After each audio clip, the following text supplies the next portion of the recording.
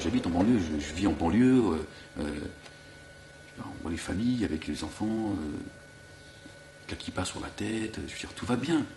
Il y a un décalage entre ce que les médias véhiculent et les réalités, c'est fou, quoi. Et le fait que Dieudonné a le courage, parce que c'est l'un des points qui fait que Dieudonné, il a morflé, et lui, il a le courage de dire ce chantage à l'antisémitisme, stop. Et nous, en banlieue, on le vit depuis des années.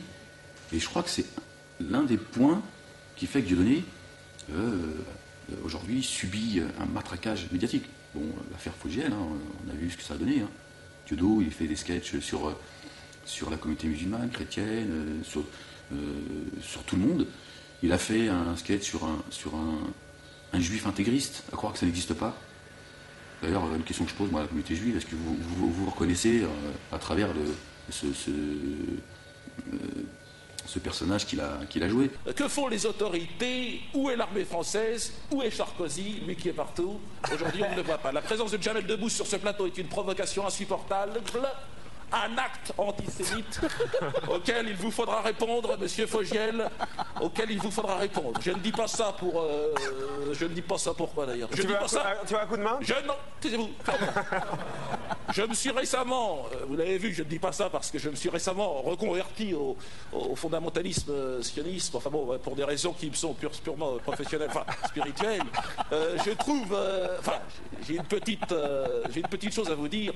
Et d'ailleurs, j'encourage les jeunes gens qui nous regardent aujourd'hui dans les cités pour vous dire, convertissez-vous comme moi et essayez de vous ressaisir, rejoignez l'axe du bien, l'axe américano-sioniste, ça me paraît important, hein, qui vous offrira beaucoup de débouchés, beaucoup de bonheur, et surtout le seul axe qui vous offrira la possibilité de vivre encore un peu. Hein. C'est un peu une improvisation peut-être, non? Attendez. Mais après tout, j'accepte de vous rejoindre sur ce plateau. C'est pas pratique pour discuter. Non, c'est pas pratique. Oui, et j'accepte votre invitation.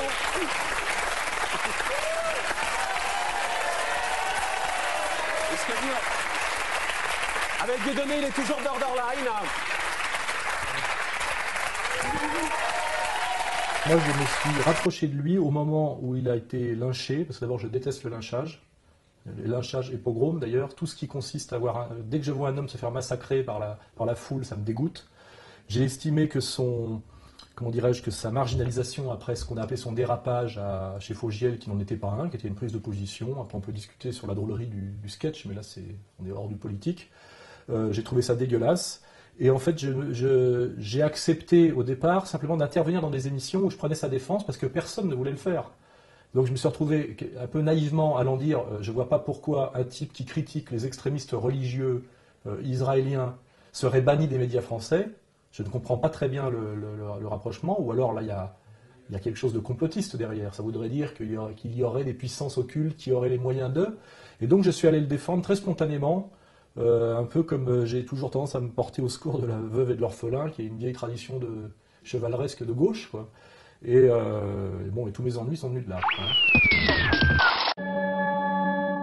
Présenté, on a beaucoup parlé de vous cet été quand vous avez choisi comme parrain de votre fille le président du Front National en personne, Jean-Marie Le Pen. Vous nous direz ce soir si c'était de l'humour ou de la politique. Évidemment que j'ai invité et Dieudonné, et que je sache, Dieudonné n'est pas en prison. Dieudonné donne des spectacles, c'est un humoriste. Les salles sont pleines, il fait le zénith, etc., etc. Si on veut faire taire Dieudonné, il faut le mettre en prison, voilà, c'est tout. Et à ce moment-là, moi je ne l'inviterai plus, comme d'autres, où il faudrait qu'ils disent des choses répréhensibles du point de vue de la loi, et crois-moi, il ne le dirait pas sur ce plateau. Je pense que dans tout combat, il faut une certaine dose d'humilité. Il y a une perspective qui vient d'un sentiment profond. Qu'est-ce qui l'habite, ce sentiment? Une histoire, un parcours.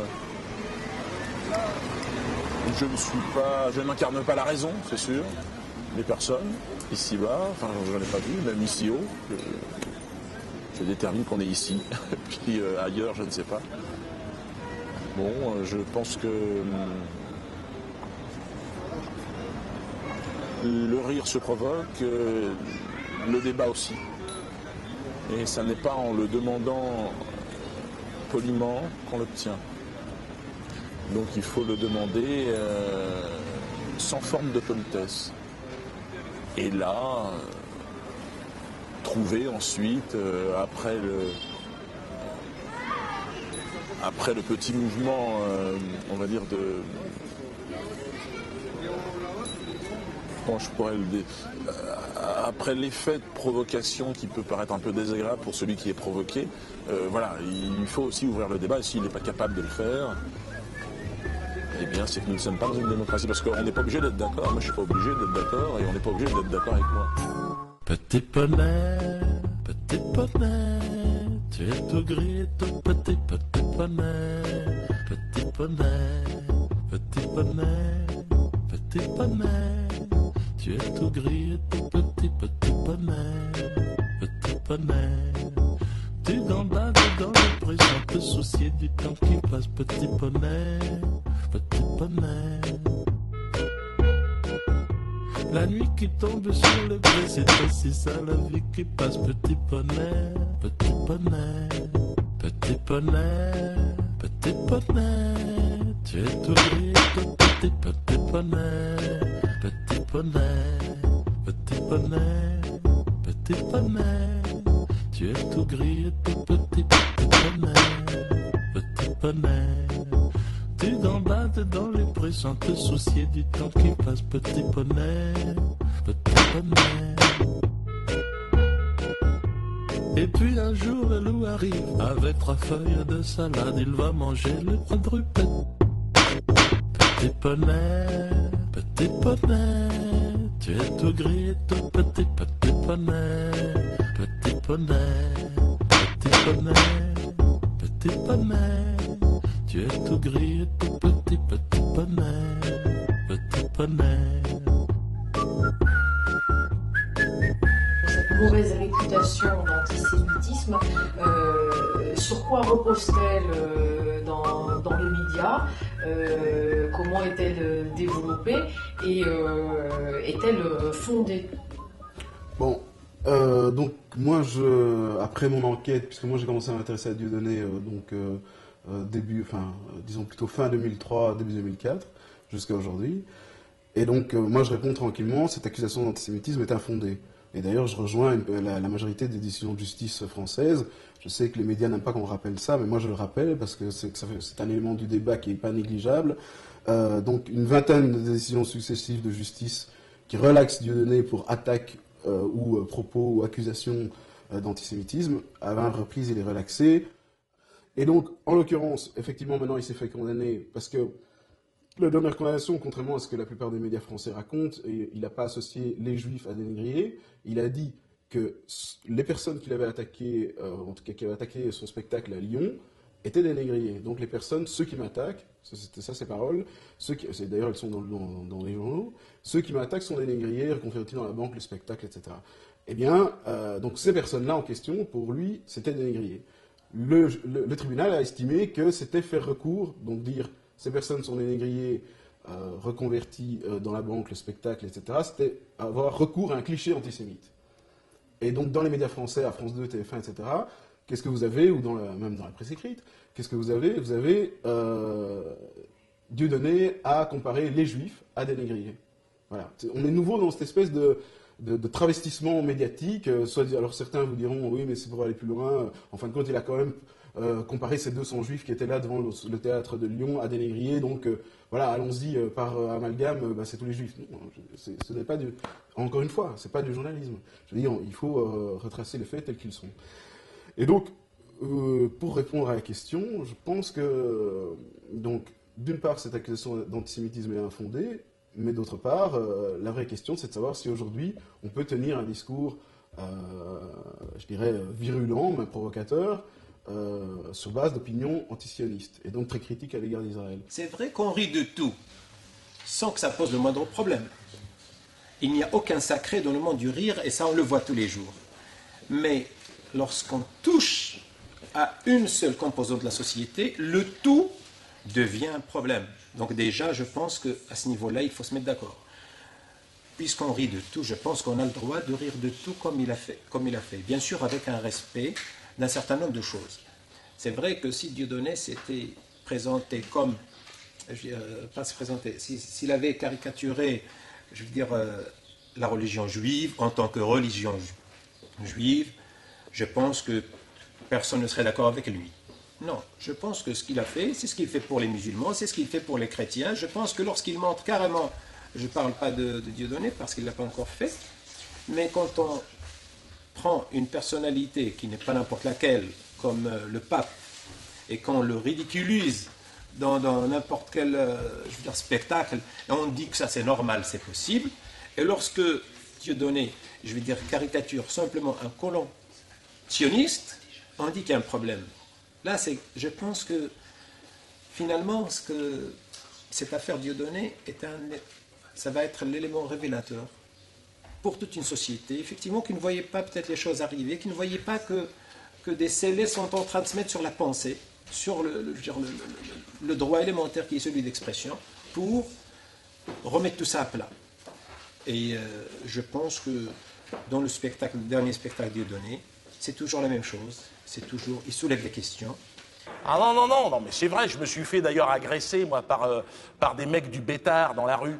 Le Bétard, c'est une association, tu sais, de gymnastique, je sais pas quoi, israélienne. C'est de la merde, non, c'est vrai, c'est de la merde. Mais bon, ils sont agressifs, ils attaquent toujours à 15 contre 1, le mec. Et je me suis fait agresser avec mes 2 enfants, putain. 8 et 10 ans, non mais je vous promets. Ouais, c'est une histoire vraie, ce que je vous raconte. 8 et 10 ans, tu vois, c'est pas encore des cadres du Hezbollah, les mecs.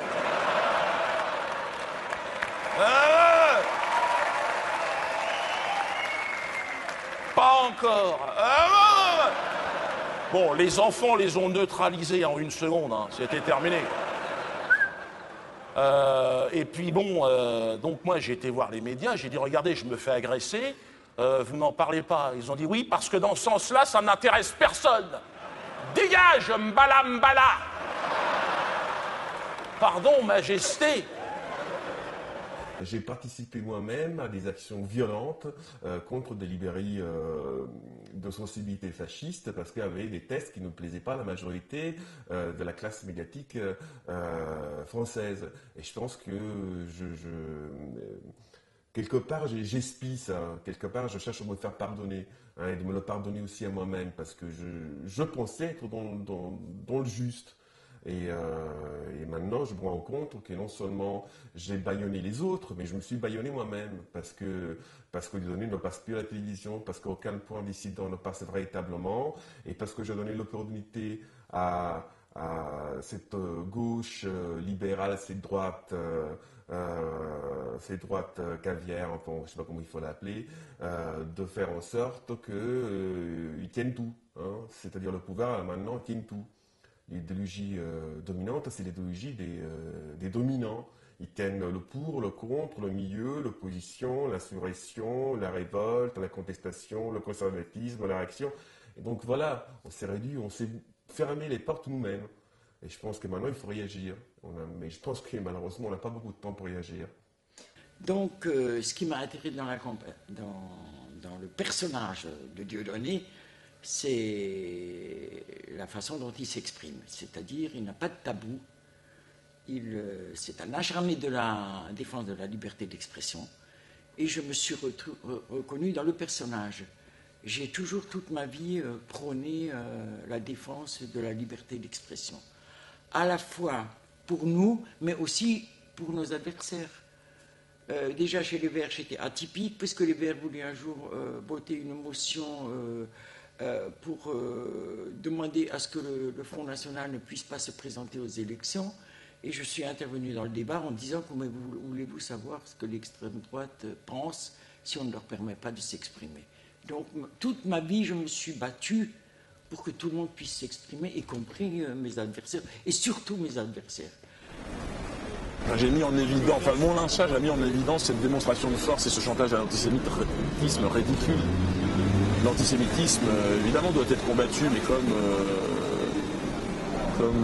la haine du rouquin ou le racisme anti-noir, pas plus, pas moins. Ça n'est rien de plus. L'antisémitisme n'a pas plus... il y a cette hypertrophie autour de l'antisémitisme cache des choses beaucoup plus... cache quelque chose de sale. William, bonjour à tous. Alors avec Fadela Amara, nous allons parler de la manifestation qui aura lieu dimanche à Paris, mais il y aura des manifestations en fait dans toute la France à l'appel de votre mouvement et de SOS Racisme. Pour ceux qui n'auraient pas suivi, qu'effectivement, entre associations, il y a une dispute.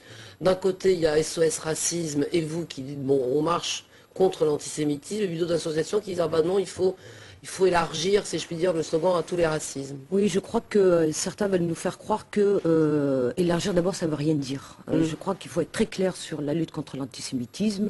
Il n'y a pas d'état d'âme à avoir, c'est très clair, le mot d'ordre il est très clair, il faut le combattre définitivement. On marche contre l'antisémitisme, et puis d'autres associations qui disent, ah ben non, il faut élargir, si je puis dire, le slogan à tous les racismes. Oui, je crois que certains veulent nous faire croire que élargir d'abord, ça ne veut rien dire. Élargir d'abord, ça ne veut rien dire.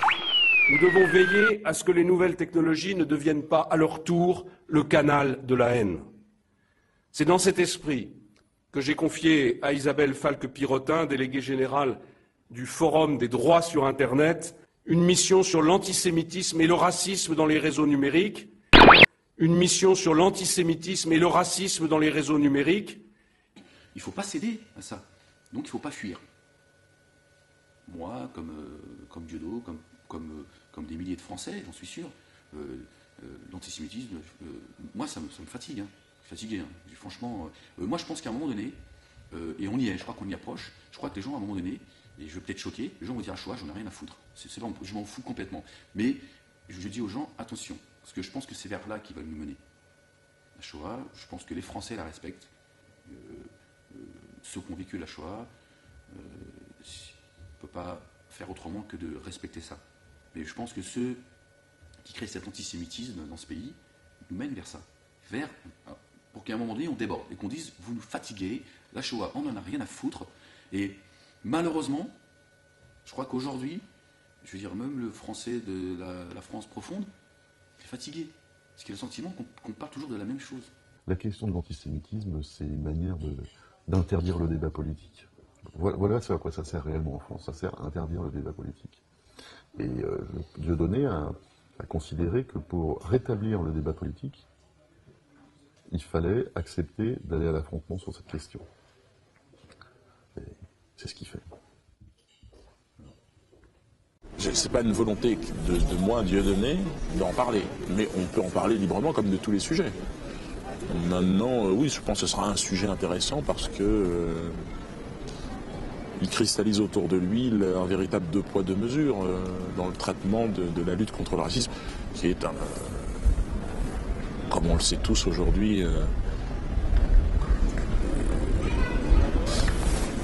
un outil électoral du Parti Socialiste notamment, et de SOS Racisme, et de tous ces mouvements qui ont tenté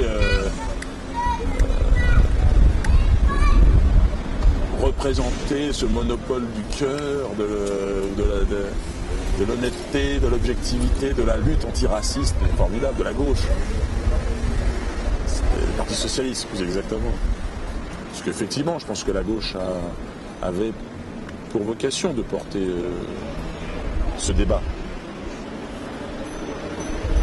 Il ne fallait pas laisser ce débat aux ultrasionistes du Parti Socialiste, qui, bon, voilà, bon, il y a le racisme, on veut bien le combattre, mais il ne faut pas qu'on parle de la Palestine. C'est amusant. Alors aujourd'hui, bon, c'est quand même l'un des combats l'un des sujets importants. On peut critiquer très radicalement la politique d'Israël, c'est une chose, mais on n'a pas à glisser, comme ça a glissé en 20 ans, dans un espèce d'antisémitisme hallucinant qui est admis par des tas de gens sous prétexte qu'effectivement c'est anti-américain et que l'Amérique c'est le mal absolu, ou c'est anti-israélien parce que c'est la dernière, dans leur idée, le dernier endroit où on peut mener une lutte anticolonialiste puisque Israël est vécu comme une colonie. C'est n'importe quoi. C'est quel cas par ailleurs? Non, c'est pas le cas. Israël n'est pas une colonie, mais elle pratique une politique de colonisation. On peut dire ça sans être antisémite, par ailleurs. Oui, mais bien sûr. On est d'accord. On veut tous que la paix contre les territoires. On veut tous la paix contre les territoires occupés. On veut tous la paix contre les territoires occupés. Moi, mon idée, c'est que si nous voulons être demain respectés par les Français d'origine immigrée, souvent musulmans, qui seront 10 millions bientôt en France et qui ont vocation à rester, pour qu'ils nous respectent, il faut que nous soyons respectables. Or aujourd'hui, la République française n'est absolument pas respectable, et vous savez sans doute pourquoi.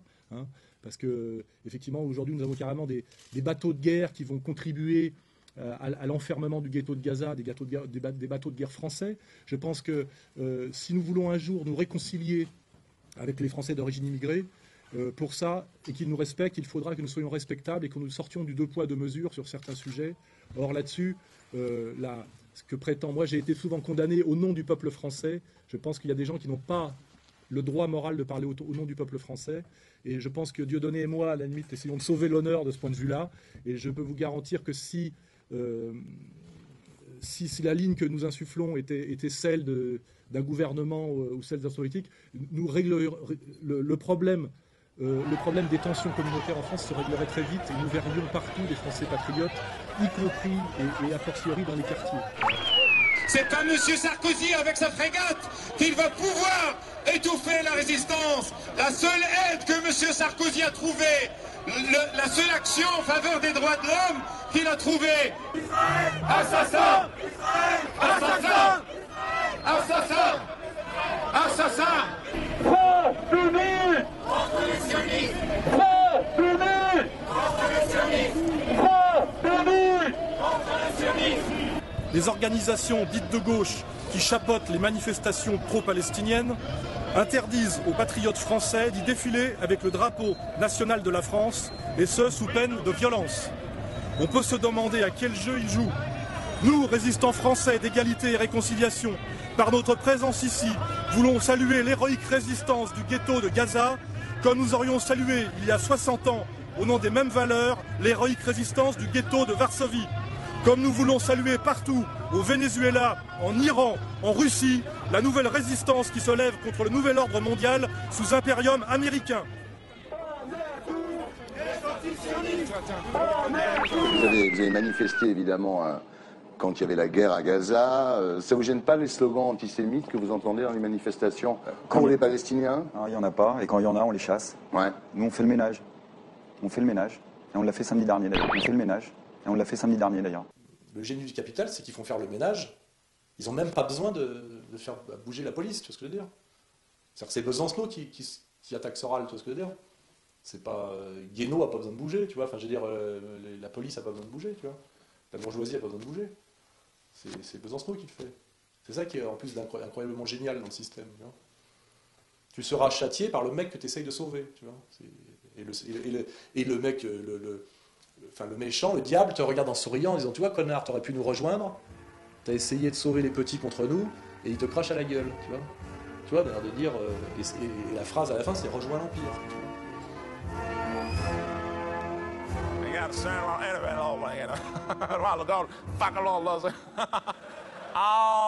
Bonjour la France. Je m'appelle George W. Bush, je suis le 43e président des États-Unis de l'Amérique.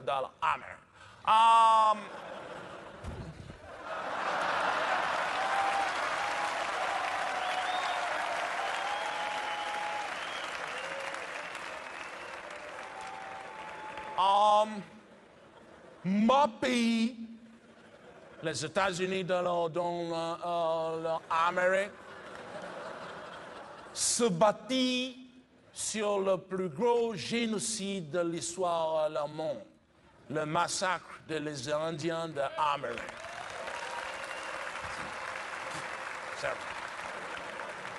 Après, nous faisons la deuxième, la génocide dans le monde. Esclavage pour le noir.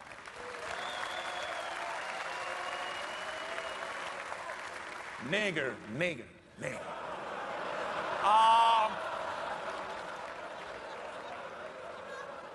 Nous sommes le seul pays dans le monde qui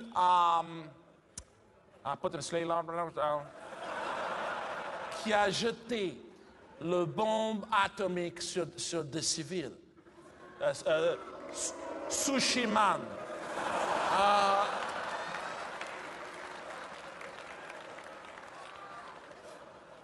Nous sommes le pays de la mensonge. Toujours nous mentir. Nous avons organisé l'attentat de le 11 septembre.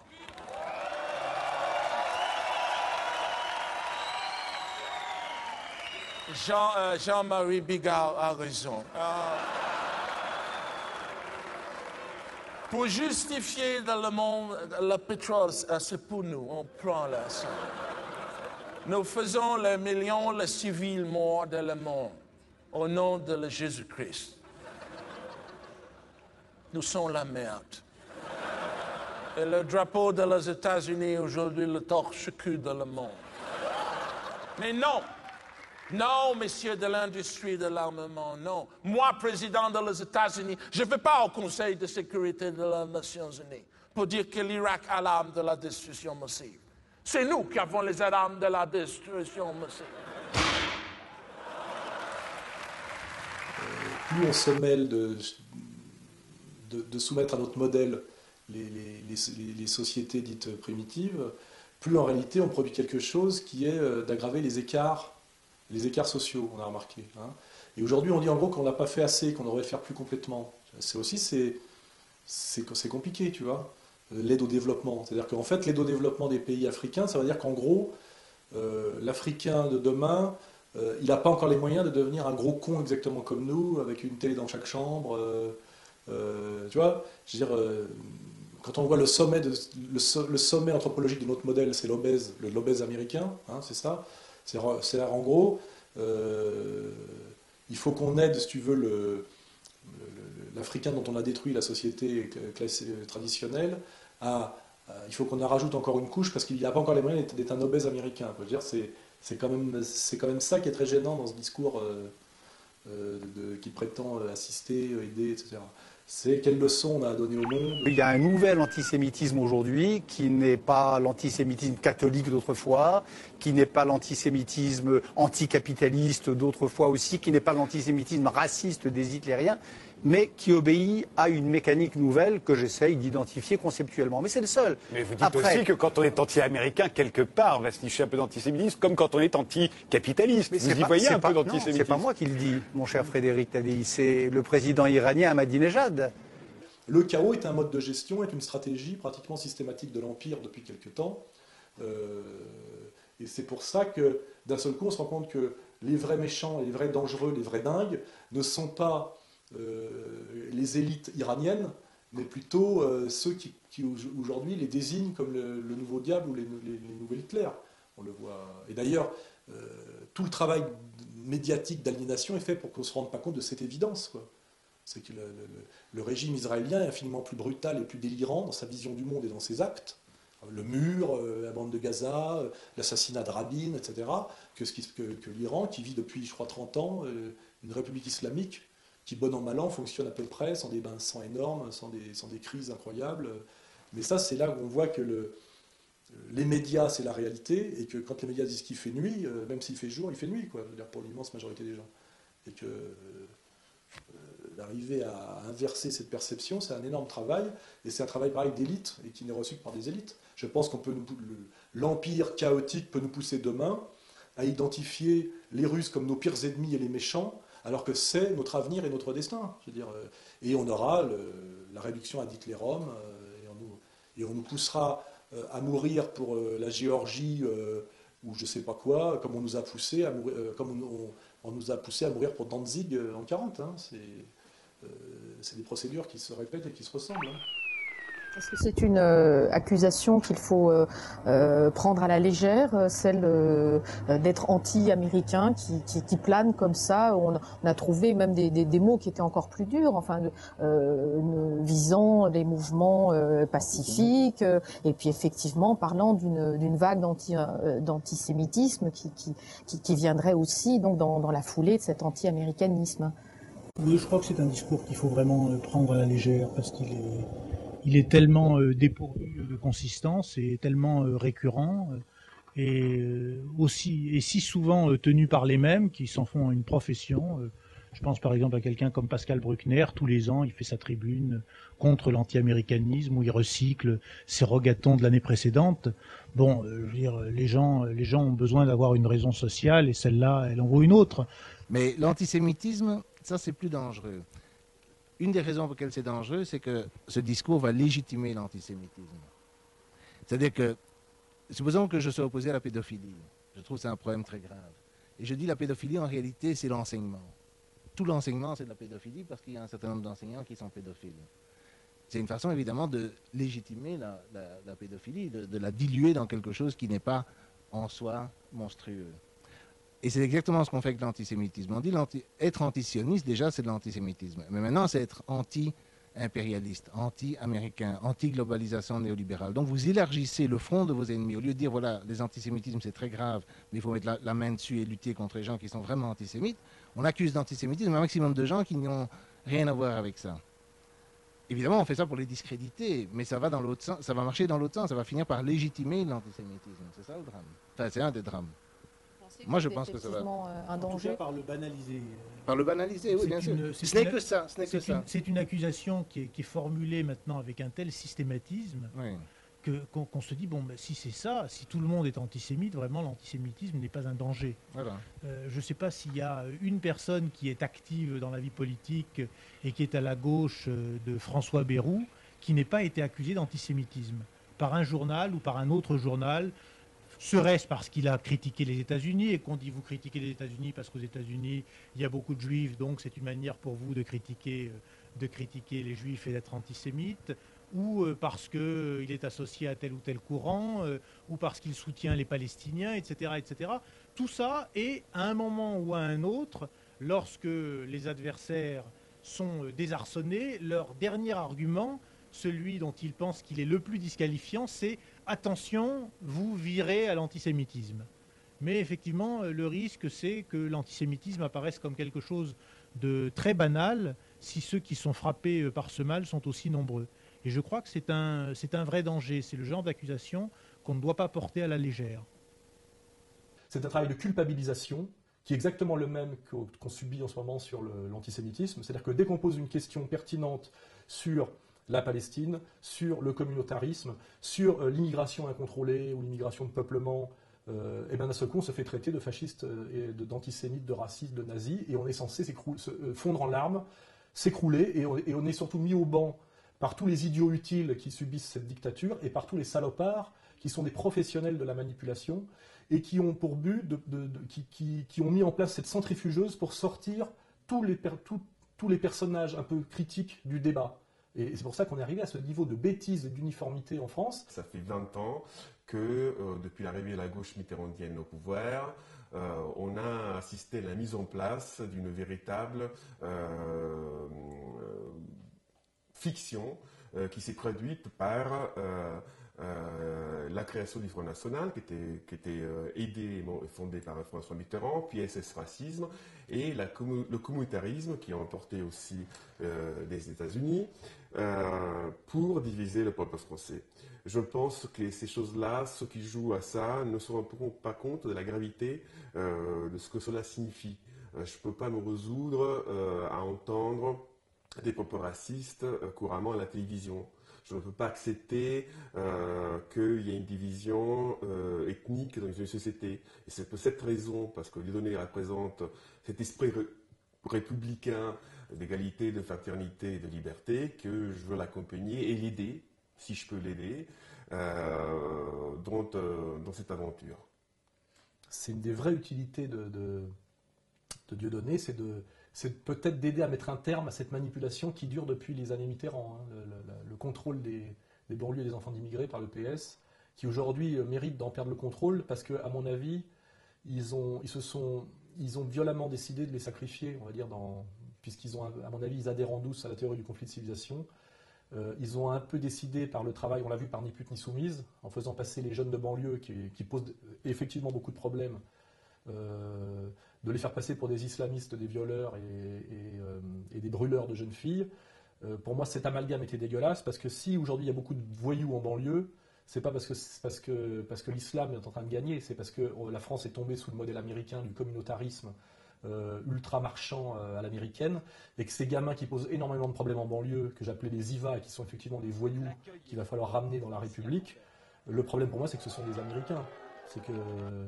C'est l'imitation même des problèmes des ghettos américains. Et c'est parce que la France a une gestion à l'américaine de son immigration qu'elle rencontre tous ces problèmes. Et alors, Excusez-moi, mais nettoyer, on n'est pas des animaux. On n'est pas qu'est-ce qu'il dit ça? C'est pas un délinquant. On nettoie les trafics. On nettoie pas des gens. Et qui veut s'en sortir. Le terme nettoyer au Karcher est un terme qui s'impose. Parce qu'il faut nettoyer cela. C'est aussi pour ça que votre mouvement Ni pute ni soumise, qui a été fondé et qui s'intéresse essentiellement à la violence faite aux femmes, s'associe à ça parce que la violence est inacceptable sous toutes ses formes. Évidemment, je crois qu'à un moment donné, quand on est très attaché justement à cette question des droits humains, c'est important que les femmes puissent obtenir elles aussi leurs droits et vivre justement, parce que c'est quand même inscrit dans notre Constitution, qu'elles peuvent vivre tout simplement avec leurs droits, avec le respect, etc. Mais c'est valable pour toutes les formes de racisme qui peuvent exister, et l'antisémitisme fait partie de ça. Je pense même que l'antisémitisme est le moteur de tout ça. Je crois qu'une fois qu'on a éradiqué l'antisémitisme, de fait et par ricochet, on a éradiqué le racisme et les discriminations. C'est pour ça que c'est très très important. Je crois qu'une fois qu'on a éradiqué l'antisémitisme, de fait et par ricochet, on a éradiqué le racisme et les discriminations.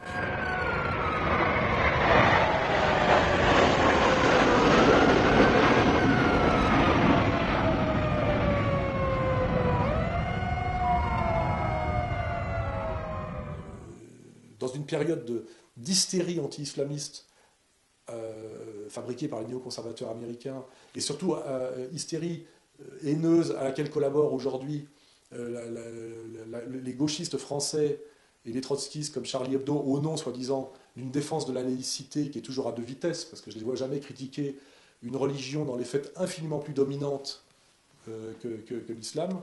Et là, je ne dirais pas le judaïsme pour ne pas m'attirer d'ennui. Je veux dire, pour toutes ces raisons-là, je serais le dernier, moi, à cracher sur l'islam. Voilà. Ce qui ne veut pas dire, 1, que je suis pour l'islamisation de la France, 2, que je vais me convertir à l'islam, 3, que je crois même que l'islam soit notre avenir. Je ne dis pas ça. Je dis qu'il y a bien d'autres choses à faire avant de critiquer l'islam. Et quand nous aurons fait tout ce travail-là, il n'y aura même plus besoin d'en parler. Le problème sera réglé. Tu vois, hein, réglons notre allégeance à l'Amérique. Réglons nos pertes de valeur, réglons certaines dominations ethno-communautaires, et on verra que d'un seul coup, le français musulman est beaucoup un fantasme.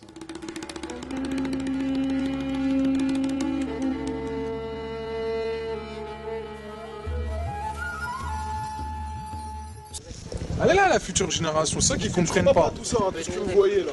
Elle est là la future génération, les nouvelles personnes. À 60 ans, j'aimerais bien avoir ma villa, moi, quoi. Ouais, mais tout le monde aimerait bien avoir quelque chose, mais déjà, franchement, moi, j'aimerais bien être... Franchement, l'égalité des chances. C'est passer, être comme tout le monde. Le sexe, la violence, l'argent, la belle vie, le rêve, mais ça, c'est ce qu'ils veulent nous faire montrer. En vrai, moi, je rêve de quoi? J'ai les mêmes rêves que tout le monde. Avoir de l'argent... La famille à l'aise. Voilà, tout le monde est à l'aise, ceux que j'aime bien sont à l'aise. Après qu'on va rester toute notre vie ici, il faut qu'on ait un avenir, il faut qu'on va travailler, il faut qu'on se marie, il faut qu'on fasse plaisir à nos parents, il faut qu'on ait des enfants comme tout le monde, nous aussi. Après qu'on va passer toute notre vie à raconter notre vie aux journalistes et rester là dans notre ghetto à souffrir tout seul ou quoi. Jamais de la vie, même nous on veut un avenir. Oh. Moi je l'ai fait, tu vois. À un moment donné, j'essaye de dire les immigrés de banlieue et les Français de souche du prolétariat de banlieue sont victimes de la même manipulation. On les pousse à se haïr horizontalement parce qu'effectivement, c'est une stratégie pour qu'ils ne comprennent pas que le problème est vertical. Une fois même qu'ils ont compris ça, je vois par exemple avec mon dialogue avec les identitaires, ils disent « Ouais, mais même si on comprend ça, on a quand même le problème immédiat de la racaille. Et puis de toute façon, va expliquer à un loupard, enfin à un humilié qui a 18 ans, qu'en fait il faut jouer un billard à 3 bandes, tu vois, et que le mec qui lui crache à la gueule et qui l'insulte, c'est pas lui qui doit donner la gifle, c'est aux bourgeois, si tu veux, du centre-ville. C'est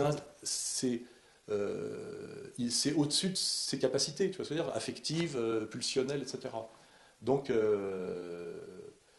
as du mal à te faire comprendre, même quand tu t'es fait compris, ça sert à rien. Et puis en plus, il y a ceux qui ont une stratégie, effectivement, immédiate, qui se disent si je tiens un discours complexe comme celui que je te tiens, j'ai personne. Si je dis on va les casser du bougnoul, j'ai quand même une vingtaine de mecs qui me suivent. Et je peux faire petit chef, tu vois.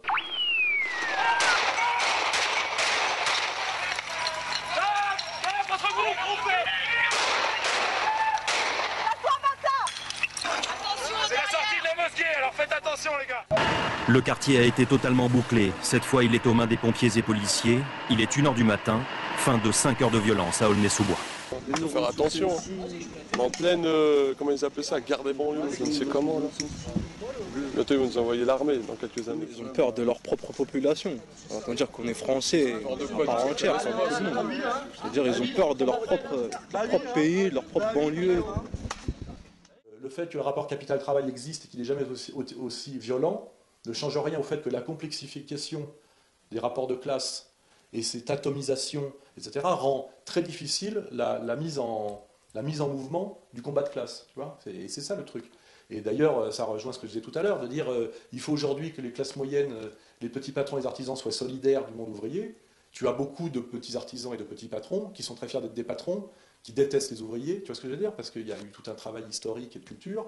Et pour qu'à un moment donné, le petit patron se dise je dois être plus proche de mon salarié CGT que du MEDEF, il faut que le mec, on lui ait pratiquement détruit son entreprise par une fusion-acquisition ou par l'économie d'échelle ou la division internationale du travail. Il en prend conscience au moment où il ne sert plus à rien parce qu'il a dans le cul. Tu vois ce que je veux dire? Tant qu'il a pas dans le cul, il est dans l'arrogance totale. Tu vois, et ça, tu le vois dans les mouvements transcourants, d'ailleurs, comme le Front National, tu vois, où c'est très très difficile de faire prendre conscience que l'ennemi n'est pas à gauche mais qu'il est plutôt à droite. T'as beau faire toutes les démonstrations que tu veux, tu te heurtes à quelque chose, oui, qu'on appelle la culture de classe, l'héritage de classe, l'arrogance de classe, et cette manipulation par le système, parce que le système est très fort, hein, il appuie partout là où ça fait mal. T'arrives, tu te présentes, je suis d'origine camerounaise. Non. Oh, ouais, mais non. Oui, mais là, en famille, ça passe. Ici, t'es sûr de pas te faire casser la gueule. Mais dans le monde du cinéma, du spectacle, non. Autant dire, j'ai le sida qui en veut. Non, alors...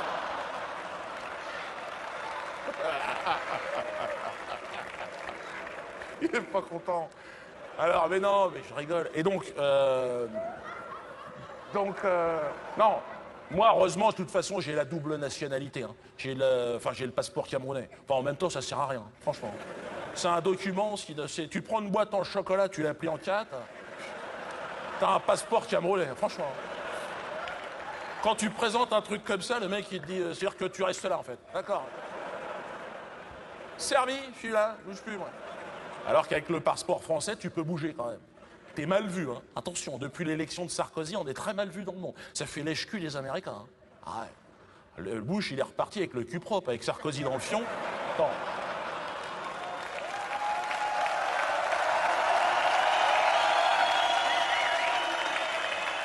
Et... Ah non. Moi, je l'ai vu, hein. Moi, je vais souvent en vacances, tu sais, au soleil, hein, en Iran, un peu partout. Et tu sens que... bien sûr. Et tu sens une agressivité, parce qu'avec le passeport français, les mecs... non, ça fait faux cul. Hein. Mais bon, le passeport camerounais, t'es pas à l'abri d'une bavure policière, donc j'arrête. Donc j'arrive, alors, et donc j'arrive au Cameroun, là-bas. C'est vrai que, bon, j'y vais pour voir mon père, parce qu'il est à la retraite en ce moment. Il s'est retiré dans notre village familial, Ekoudendi, ça s'appelle. Pourquoi tu te marres? Non, c'est quand même le village de mes ancêtres, s'il te plaît. T'es né où, toi, à Rungis? Ah, Ponto Combo. Bon, ben, ferme-la. Bon.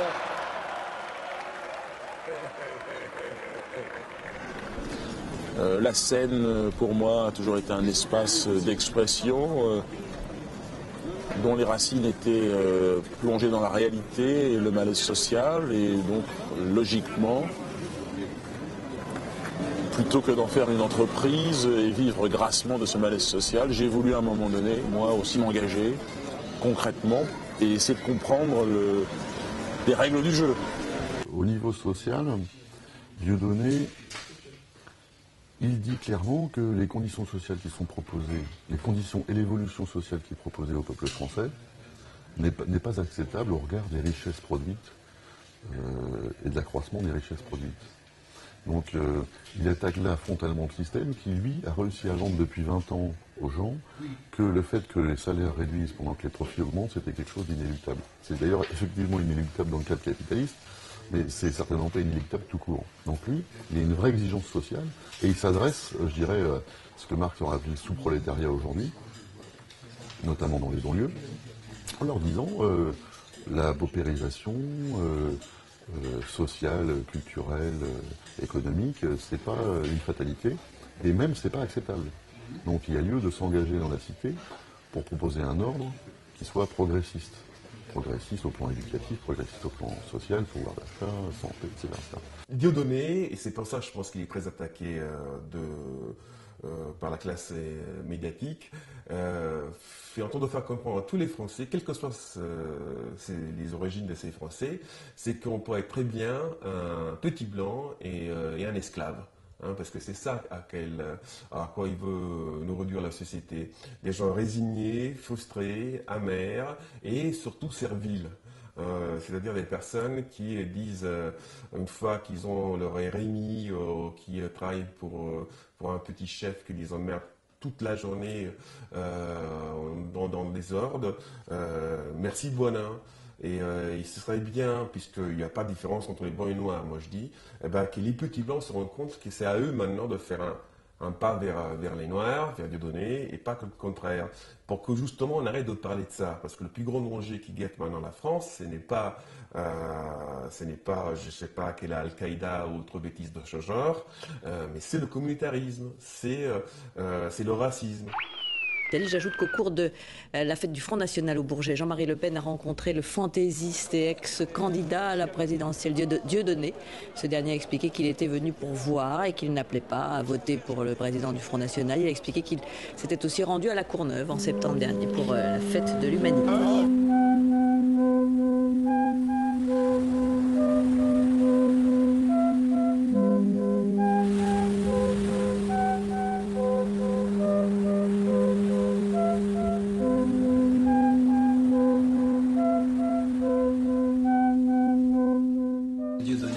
Autour de lui des éléments totalement, je veux dire, différents. C'est-à-dire, il a, je veux dire, le musulman d'origine arabe, il a Ginette,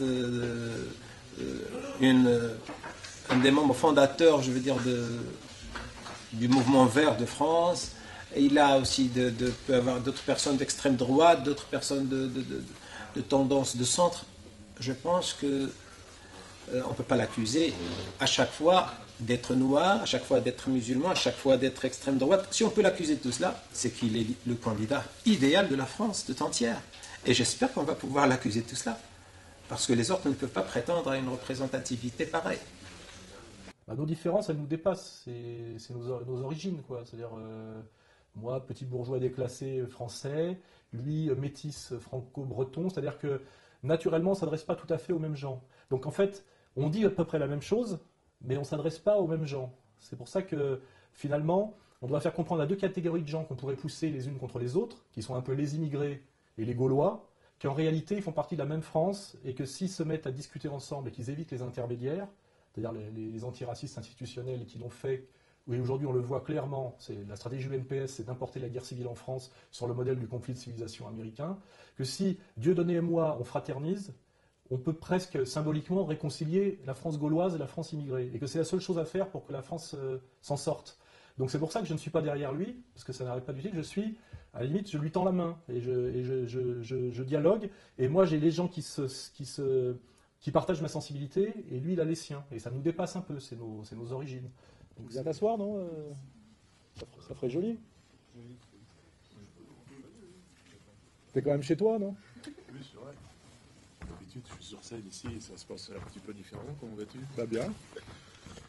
Je tire mon blouson. Je ne vais pas dire où j'étais. T'étais dans les grottes de Tora Bora, là? Dieudonné, peut-être question tout simple, on l'a posé tout à l'heure à M. Soral. Est-ce que ça vous donne envie du coup de créer un mouvement, voire un parti ensemble? Pour m'être confronté à cet exercice plusieurs fois, c'est compliqué, c'est lourd. Mais en tout cas, je suis bien content qu'il ait quitté le Front National. Je pense c'était très courageux d'essayer de changer de l'intérieur une grosse structure politique comme celle-là, mais je crois qu'il sera plus lui-même et plus à l'aise à l'extérieur. Et on partage, c'est sûr, plein de choses. On a plein de choses en commun, ce qui fait que ce qui serait bien, c'est que ces insoumis, que ces gens qui sont attachés profondément et réellement à la liberté d'expression, la véritable, se puissent se retrouver. Alors, est-ce que ça sera sur un projet politique, artistique? C'est ce qu'on pourra faire les deux, peut-être. Ouais. Je dois encore une explication. Si l'on met de côté les raisons personnelles et psychologiques, la raison qui a conduit Marine pendant 2 ans à m'empêcher d'agir par tous les moyens est profondément politique. Je crois aux idées sociales que je défends. C'est pourquoi je pousse la cohérence jusqu'aux questions de politique étrangère, Russie, Amérique latine, Iran et Palestine. Marine a compris que cette ligne économique et sociale était la bonne sur le plan marketing, mais comme elle souhaite réintégrer demain l'arc républicain, entendez la gouvernance globale, et ce en s'appuyant exclusivement sur les médias, ce qui exige au passage de liquider une base militante profondément anti-système, notamment chez les jeunes, elle ne s'oppose jamais qu'en surface aux intérêts et à la logique du pouvoir. Ainsi peut-elle déclarer haut et fort son hostilité au nouvel ordre mondial, tout en promouvant en douce le conflit de civilisation qui en est le fer de lance. Ainsi, rien sur Gaza, pas grand-chose non plus sur la défense des services publics et le mouvement social de la semaine dernière. En fait, c'est comme ça que ça fonctionne. C'est-à-dire que souvent les gens vous disent « mais vous avez été au Parti Socialiste, donc vous étiez socialiste, vous avez été au Front National, donc vous étiez Front National », sans qu'on sache très bien ce que ça veut dire être socialiste ou être Front National. En fait, au Parti Socialiste, il y avait, dans les années 80 et 88, des gens qui n'avaient rien à voir entre eux. Il y avait des gens qui étaient des ultra-républicains, d'autres qui étaient déjà des libéraux. Et au Front National, la même chose. Donc en fait, c'est pas la même chose différemment. Enfin, il y avait aussi une grande pluralité des opinions. Donc en fait, de mon point de vue, c'est pas le lieu dans lequel on exerce la politique qui fait qui on est.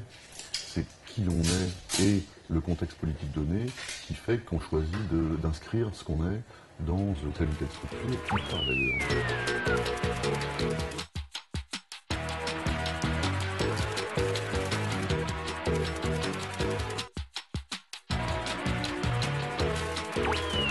On n'a pas bien expliqué, vous n'avez pas bien expliqué pourquoi M.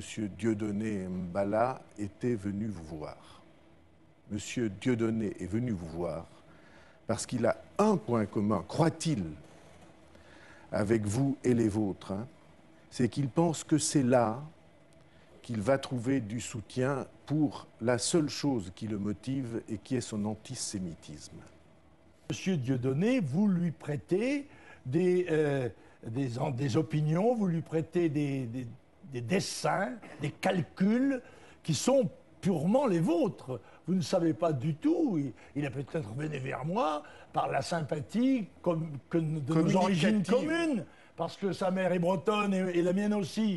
Vous voyez, c'est une bonne raison que M. Dieudonné, et puis en plus, il peut me trouver sympathique. Il y a des gens qui me trouvent sympathique, M. Béraud. Alors, même Dieudonné, pourquoi pas. Et je vais vous dire une chose.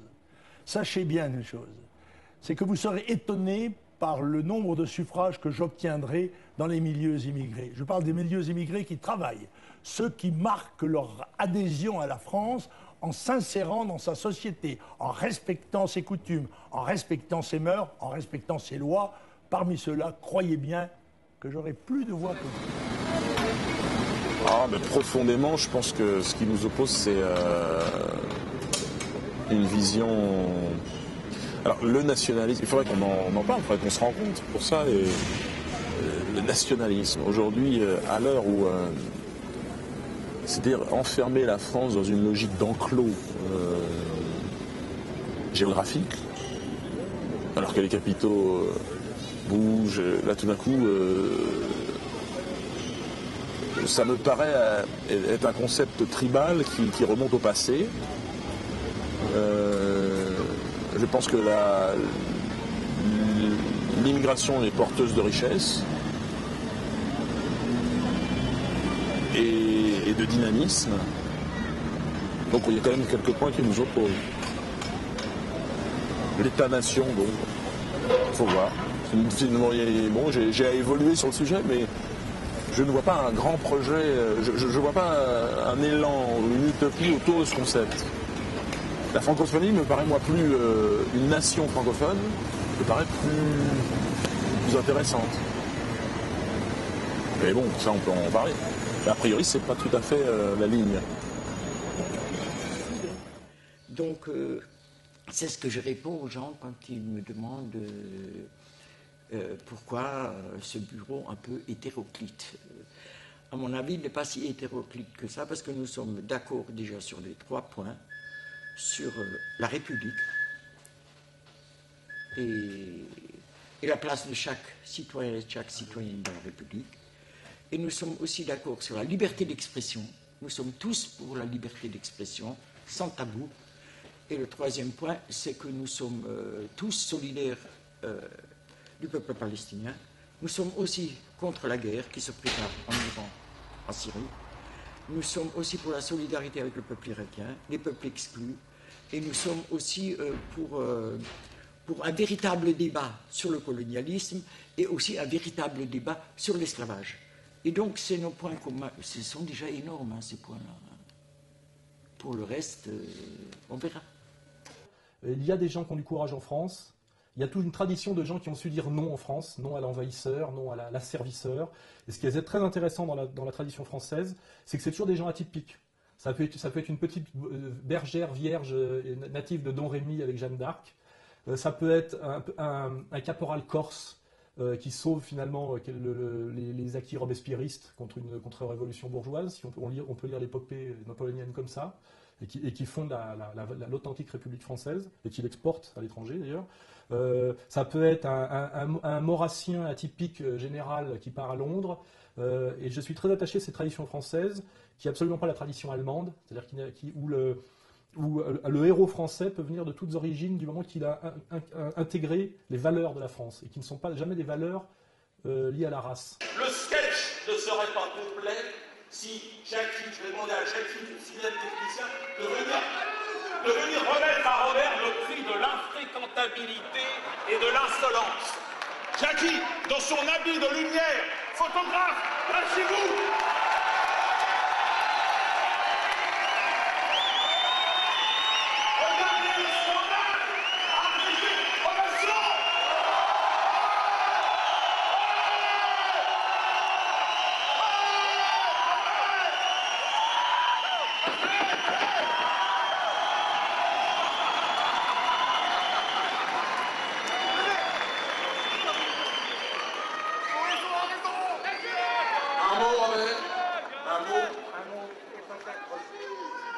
Un mot, et peut-être plus qu'un mot. Zoom le nez pour commencer.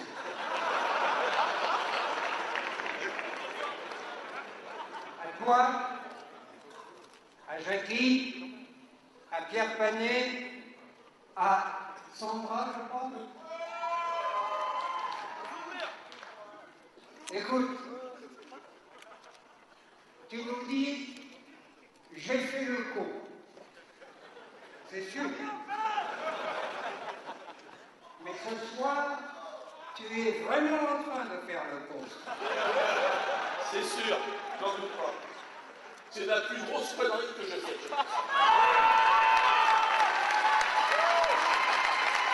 Mais la vie est courte, la vie est trop courte, donc décollons et désobéissons le plus vite possible.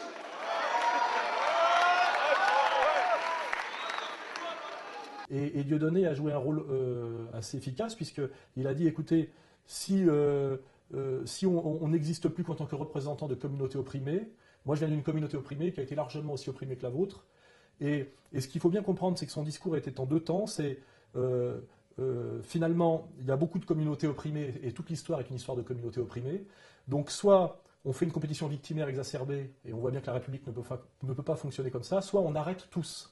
Et en fait, Dieudonné est pour l'abrogation de toutes les lois mémorielles et la loi Taubira. Hein. Il est pas, donc, de ce point de vue-là, il n'est pas communautaire. Mais pour ramener au calme les ultra-communautaires du camp d'en face, il faut pouvoir leur montrer qu'on peut jouer le même jeu qu'eux. Donc, je veux dire, c'est là où il y a une vraie subtilité politique chez Dieudonné et quelque chose de respectable, c'est qu'il n'est pas pour pour rajouter une énième rente de communautarisme victimaire, rente qui sera payée par le français de souche, le cochon de payant, le blanc moyen qui lui est responsable de tout le temps. C'est pas ça sa démarche, c'est de dire On peut jouer à ce petit jeu-là, nous aussi, et je voudrais qu'on arrête tous. Et ce message est un message de paix, d'ouverture républicain que ceux d'en face devraient entendre. Pas sûr. Mais pour changer les choses, il faut évidemment qu'une énergie, qu'une dynamique se mette en opposition à une pensée unique, et donc le négatif d'aujourd'hui peut devenir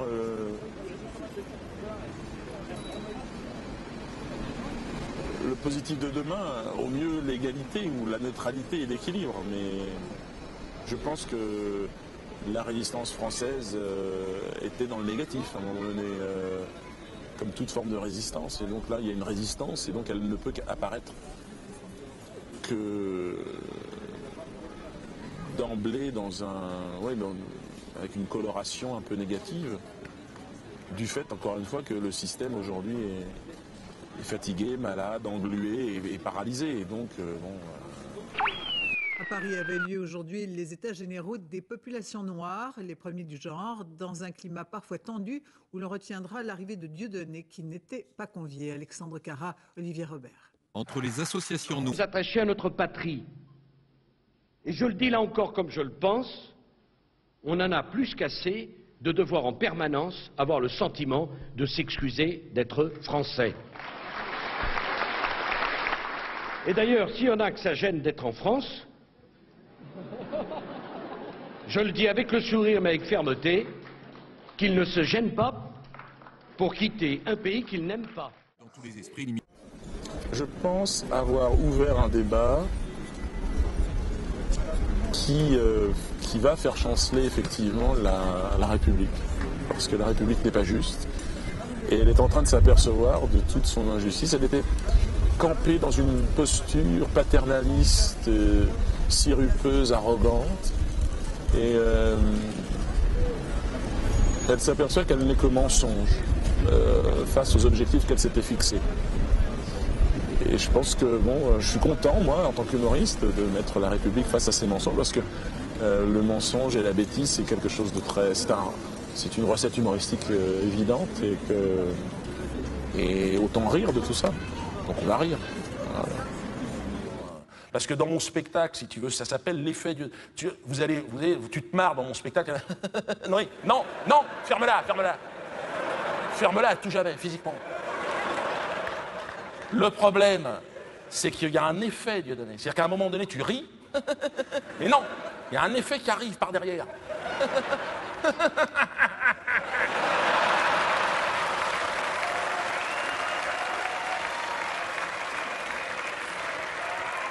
C'est ce qui est arrivé à Fofana, le chef du gang des barbares. Au départ, il est gentil, le mec. Il collectionne les pins. Mais en fait, il a acheté un DVD d'un de mes spectacles, il a tourné fou, le mec. Déjà, il le regarde chez lui tout seul. Faute grave, au moins 2 personnes. L'autre, il est heureux, il est chez lui, chips, coca, il est bien.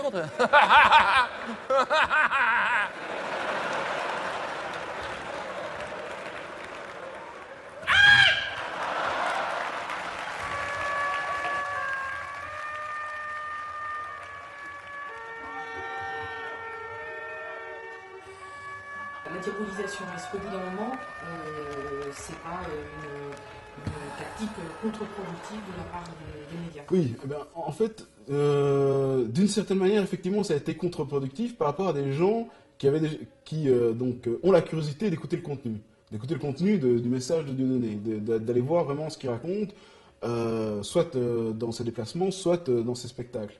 En tout cas, de s'informer un peu plus. Donc, de ce point de vue-là, oui, ça a été contre-productif, et c'est aussi contre-productif parce que c'est pas la première diabolisation, c'est pas le premier lynchage, c'est pas le dernier. Et aujourd'hui, en tout cas surtout, je dirais dans la classe populaire française, mais aussi dans les classes moyennes, il y a vraiment un côté où, quand les médias s'acharnent, c'est suspect.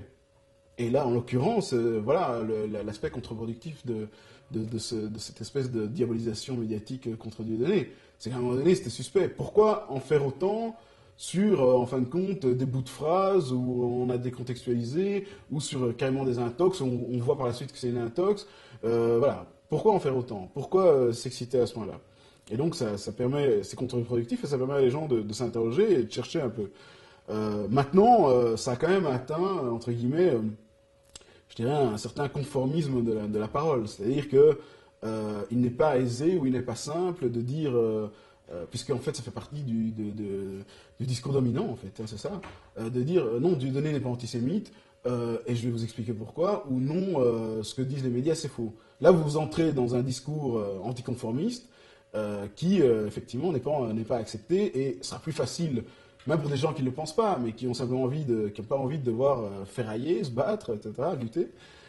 Ils diront, bah oui, si les médias le disent, c'est que c'est vrai, si les politiques le disent, c'est que c'est vrai, c'est ce qu'on appelle le conformisme de la pensée. Et il y a beaucoup de gens qui se réfugient pour être tranquilles, simplement, mais tout en sachant qu'il y a un problème. Voilà. Donc, contre-productif, oui, mais en même temps, ils ont quand même réussi à salir son image publique par cette campagne de diabolisation, ça, effectivement. Mais bon, les agressions, les procès,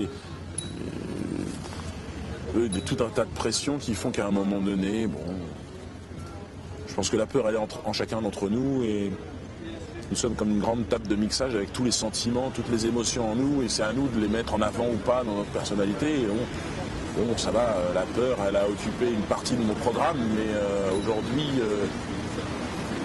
bon, c'est quelque chose qui... bon, ça fait partie de mon histoire, mais je le gère, on va dire. En fait, le processus de conscience, il est comme ça. On a prise de conscience de la laideur de la société bourgeoise, qui est déjà un gros travail.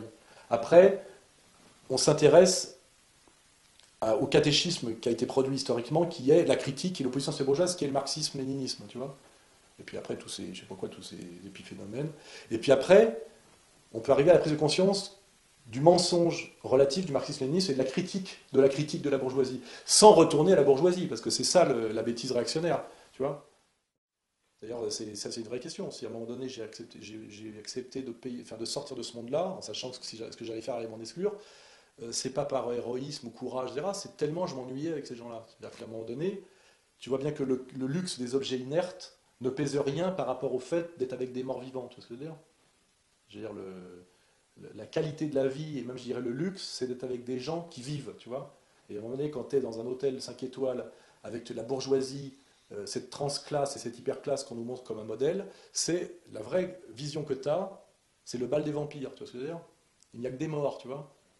Et tu as un sentiment, à un moment donné, si tu es un être humain normal, tu sors pour essayer de respirer, tu fais ta valise et tu te sauves. Moi, un jour, j'étais invité parce que c'est important que tout ça passe par des trucs concrets. J'étais invité au village de Roland-Garros, à la fête du village de Roland-Garros, et j'étais à une table avec des people. Et à un moment donné, j'ai eu un tel sentiment d'angoisse. Il y avait des putes à nez et à seins refaits, des professionnels du prêt-à-porter milliardaires, etc. La conversation, le niveau, etc., le niveau d'impureté des échanges, tu vois, l'absence totale de gratuité, de potlatch, etc., tu vois, d'humanité, fait qu'à un moment donné, j'ai une telle angoisse que je me suis levé en disant que j'allais aux toilettes et que je me suis sauvé, tu vois. C'est-à-dire que je ne suis pas revenu à table, je me suis sauvé. Et après, je marchais dans le bois de Boulogne, je respirais comme ça, et j'avais l'impression, en regardant les arbres, tu vois, et même à la limite un travelot qui faisait le tapin, de recommunier un petit peu avec le cosmos et l'humanité, tu vois. C'est pour te dire. Et la vraie question, c'est pourquoi il y a des gens qui rêvent d'accéder à ce milieu-là, bon, par innocence, vous voyez, qui, quand ils y arrivent, ils trouvent leur compte et ils restent jusqu'au bout, tu vois. Dieudonné, résistance, Dieudonné, résistance, Dieudonné,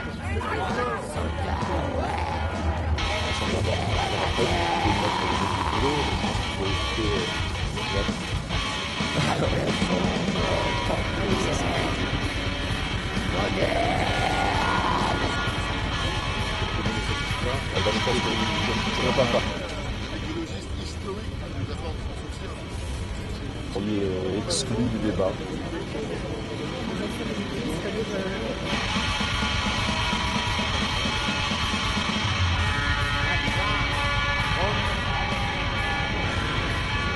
Je pense qu'il faut éviter ce piège. C'est pour ça qu'on est là au nom de toutes ces victimes pour un traitement égal. Je pense que ce serait une erreur que de se lancer dans une hiérarchisation, une compétition victimaire, ou d'instrumentaliser les drames et la souffrance. Je pense que c'est peut-être ce qu'on a pu ressentir par le passé. C'est pas moi qui en ai été évidemment instigateur, mais Sarkozy par exemple, ou d'autres qui se sont peut-être laissés aller au jeu de l'instrumentalisation de la souffrance. Je pense que c'est assez obscène.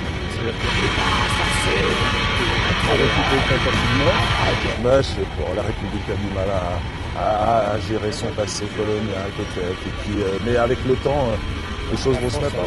Bah ouais, bien sûr. Regardez, que des drapeaux français partout.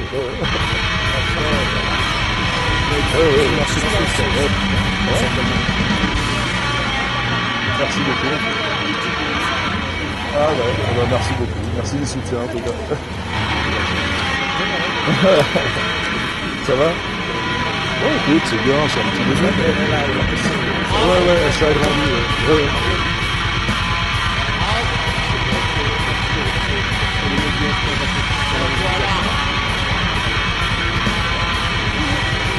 Qu'est-ce qui se passe?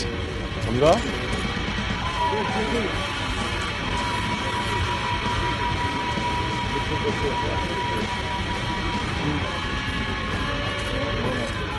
Oui, monsieur Mbala. Tu devrais être des photographes qui prennent la photo. Puis je prends des nouvelles. Alors, on est où? Je suis en manifestation. Mais non, parce que là, on est à... Non, c'est tout le monde.